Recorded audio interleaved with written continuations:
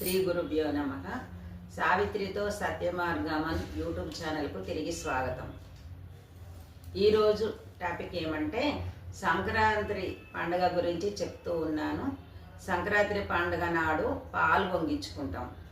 అది అయితే అలికి ముగ్గేసి గొబ్బెమ్మలు పెట్టి చుట్టూ నవధాన్యాలు పోసి మధ్యలో గురిగి పెట్టి దానికి పాలు పోసి పరమాన్న చక్కెర బియ్యం వేసి పరమాన్నం లాగా పాలు పొంగిస్తాం అన్నమాట.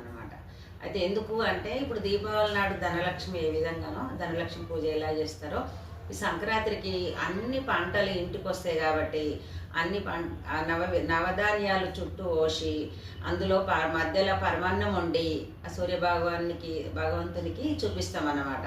నైవేద్యం వండి పెట్టినట్టు ఇలా పాలు పొంగించడం గురించి అర్థం అన్నమాట. తర్వాత మనం నోములు ఎన్నో రకాల నోములు నోముకుంటారు. ఆ నోములలో ఎన్ని రకాలు నోముకున్నా గౌరమ్మ అయితే ఒకటే కదా, గౌరమ్మని చేసి పెట్టుకుంటాం. ఎన్ని నోములైనా గౌరమ్మని. అమ్మవారు పార్వతీదేవి మీద మనసు పెట్టి పసుపుతో గౌరమ్మని చేస్తాం.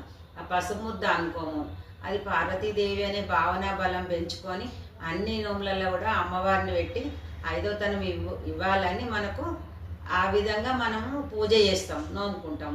అయితే ఈ గౌరమ్మ పెట్టుకున్నప్పుడు మనకు ఒక పసుపు ఉంది, ఆ పసుపు డబ్బులకి వెళ్ళి పసుపు తీసుకుంటాం. ఇంత పసుపు ఏమో తీసుకొని కాళ్ళకు పెట్టుకుంటాం, ఇంత పసుపు ఏమో అత్తకు పుస్తలకు పెట్టుకుంటాం, ఇంత పసుపు ఏమో ఇంత తీసుకొని గౌరమ్మని చేస్తాం. ఈ మూడు విధాలుగా ఒకటే పసుపు అయినా మూడు విధాలుగా చేసినాం కదా. మరి ఇప్పుడు ఈ కాళ్ళ పెట్టుకున్న పసుపు కంటే ఇంకా కొంచెం విలువైంది పుస్తలకు పెట్టుకునే పసుపు. దానికంటే విలువ గౌరమ్మను. అంటే మనం భావన ఆ విధంగా అమ్మవారు అనే భావన చేసినాం కాబట్టి అలా మూడు రకాలుగా ఒకటే పసుపు అయినా మూడు విధాలుగా మనం ఎట్లా భావన చేసి పెట్టుకుంటామో అదేవిధంగా ఎన్ని నోములైనా గౌరమ్మ ఒకటే అన్నమాట. అయితే దీనికోసం గురువుగారు ఒక మాట చెప్పిండు. ఇప్పుడు చెట్టుకుంటే కొమ్మ, అది ఒడ్లోనికి ఇస్తే అది బొమ్మను చేస్తాడనమాట.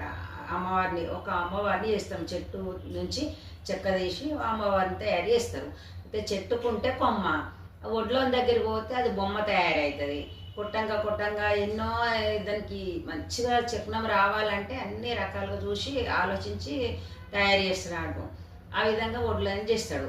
చేసిన తర్వాత అమ్మవారిని తయారు చేస్తారు, చేసి గుళ్ళే కూసబెడతారు. గుళ్ళే కూసబెడితే అమ్మవారు అవుతుంది. చెట్టుకుంటే కొమ్మ, ఒడ్లోని దగ్గరికి వస్తే బొమ్మ, గుళ్ళే కూసబెడితే అమ్మవారు.